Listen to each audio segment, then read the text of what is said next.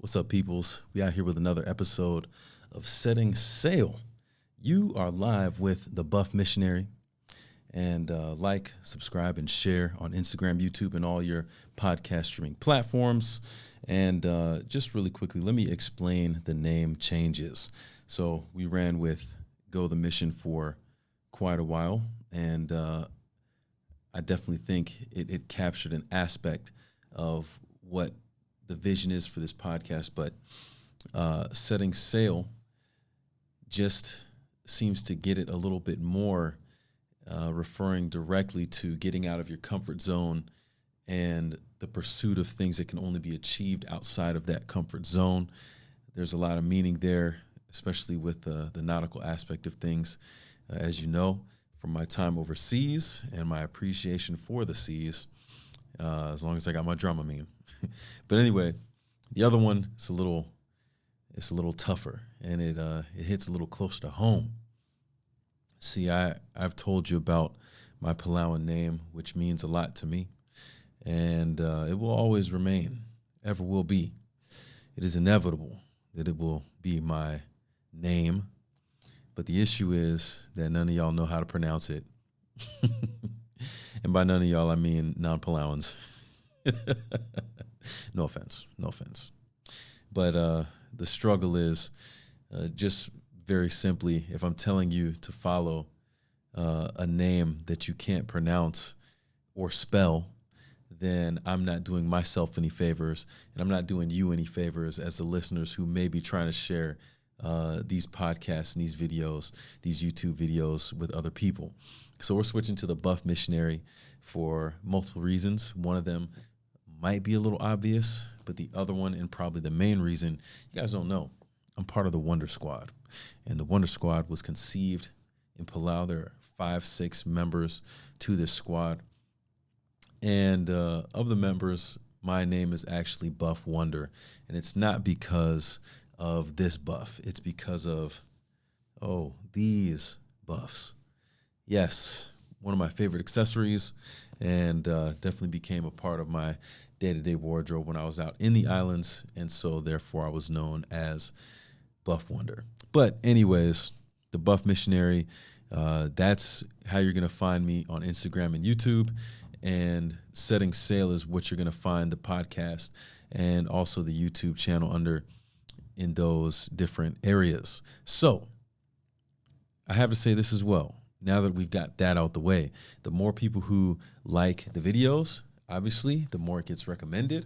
And the more people who like the podcast, the more it gets recommended. So when you guys do that, it really helps the growth a lot and helps those messages to get out to the public. And it doesn't cost you that much just to hit the like or to like it or to share it. But it really does go a long way. Can't emphasize that enough. So we're on the same page here. So enough of that. Let's keep it pushing. It is a beautiful but cool, very cool evening here on the campus of Andrews University here in Berrien Springs, Michigan. And I'm tired. Yeah, I'm tired. It's been a long few weeks, to say the least. Obviously, I'm going to tell you a little bit more. But up here in Michigan, winter has come. I heard that 4 hours north of where I am sitting right now, it has already snowed in Michigan. Someone who lives a few miles away, a friend of mine from the school, was telling me that she had frost and bits of snow in her front yard this morning. So winter is here. November just started, and such is the season. So much for fall. Fall fell away. It's gone already. So winter has come, snow and cold. Here we go. And, for the last few years, it's come to this time in the year, and I've had to ask myself the question, what if? What if I had never left Palau? What if I was in Palau right now? Ooh, semester's not done, working full time, can't do it. Oh, but here's one. What if Michigan was actually San Diego?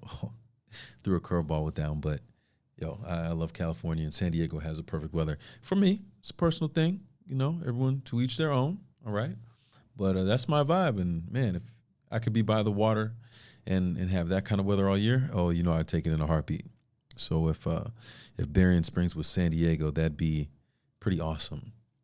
But here's the thing, Disney on their streaming service, and this is not a commercial for it, but they had a show recently called What If, and this particular show got me thinking of all these alternate realities, right? And something came to my mind over the last few weeks, last several weeks. So it's been about a month ago since I had the episode where I talked about my father's legacy and what that experience was like in trying to balance things out and still being able to embrace the reality that God is good all the time. And just obviously the things with COVID and trying to be mentally prepared for whichever way things would go. And my family and those who were reaching out were so caught up in that moment and in that struggle. At least for me personally, I had completely forgotten that my niece's birthday was coming up within a couple weeks. And not only that, but I found out like the last minute that my other niece, she's 5 months old now. She was going to be getting dedicated the same weekend. And just to emphasize how busy we all were and how mentally off we were, my brother forgot to tell me about this stuff all going down that weekend. I think I found out on a Wednesday and ended up getting my stuff together so I could get out the next day. But it was wild. I mean, this was, as I said, 2 weeks after my dad was just in the hospital, and I had a moment of realization like, yo, this is cool. All the family is going to be down there to celebrate this. So rented a car and drove on down to Tennessee again, Chattanooga this time. The weekend before, I was in Nashville running a Spartan race. So back-to-back weekends, driving down to Tennessee and back. It was brutal. But of course, I wasn't going to miss it. I couldn't miss it. Too much to be a part of. I couldn't miss it. And I was very happy and glad that I could catch up with my folks and family after all the stuff that had just been going on. And, I felt like being the more of us that could be there, the better to support and so on. But there was a moment within that weekend that really hit me. It's where the what if really hit me. So we're in church, and I was not one of the first ones there. Call me Island Time Johnson. But I did get there before my sister and my parents got there. And so I was sitting in the back with my sister-in-law, and her sister and mother were there as well. And we were all sitting in the back waiting for them to come. My brother, he plays bass at the church, so he was up front jamming. And so they finally come in, and they came in late. I thought I was late. Nah, they came in late. They came in probably like 2-3 minutes before they actually, the pastor actually announced the dedication was going to happen. And maybe they were, I don't know, maybe they were stalling, waiting for them to get in before they actually did. But anyways, the pastor makes the announcement for the dedication, and my brother, his wife, and they go up with the two girls, and he asks for the parents to come up and to stand with them. And so they get up. He asked for the family, and so we all get up, and he wanted the parents on the stage with the couple and the kids, and especially with the young one, Holly, I call her. Her name is Holiday. And so I'm standing there on the side with the rest of the family, and I'm looking. I'm like, man, you have my brother, his wife Mia, their two girls, Jubilee and Holiday. You have her mom on the one side, and you have my mom and dad on the other side. And I'm looking at that picture moment, and it was just a moment that I was so caught up in, I didn't even think to take a picture of it. I hope somebody has a picture of that. I haven't even asked my brother, but I need to have that picture if someone has it. But just seeing that snapshot of the family right there, and my dad being a part of that picture, given what we had just gone through a couple weeks before, man, it hit me. The what if, it just hit me. You know, man, it in alternate universe, if you will, we very well might have been planning a funeral instead of celebrating a new life in that moment. There are plenty of these singular moments that literally alter the course of our reality. They change our experience for one way or another. And yeah, some are bigger than others, but I knew that I was in a big one right then and right there. I had a greater appreciation for that gift, that pause in time, and I'm really thankful that reality has gone the way that it has. But when I think of alternate realities and the question, what if, back here now at Andrews in Michigan, yes, not San Diego, not Palau, but here in Michigan, I can't help but wonder what reality would look like if more of us embraced the mission mentality. See, I have to ask myself, what if we stopped playing these fancy word games when it comes to Christianity?